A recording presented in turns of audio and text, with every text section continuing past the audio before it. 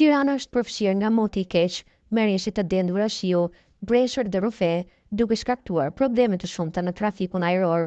Për shkak të kushteve të pafavorshme atmosferike, disa avion janë detyruar të presin në ajër mbi aeroportin e Rinasit, në pamundësi për të zbritur.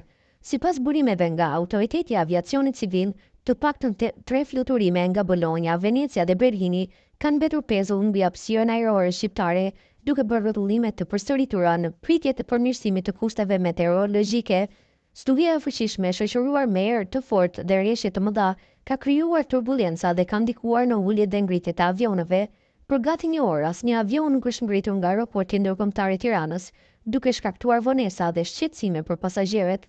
Disa fluturime janë pezulluar përkohësisht, ndërsa të tjerë pritet të shtyhen deri në stabilizimin e motit. Qytetarët raportojnë gjithashtu për probleme në qarkullim rrugor për shkak të përmbajtjeve të menjëhershme në disa zona të kryeqytetit. Trafiku është rënduar, sidomos në akset kryesore, dhe autoritetet u bën thirrje drejtuesve të mjeteve të tregohen të kujdesshëm. Ekspertët meteorologjik parashikojnë që moti i keq të vijojë edhe për disa orë, ndërsa udhëtarët këshillohen të kontaktojnë kompanitë ajrore për informacione mbi fluturimet e tyre.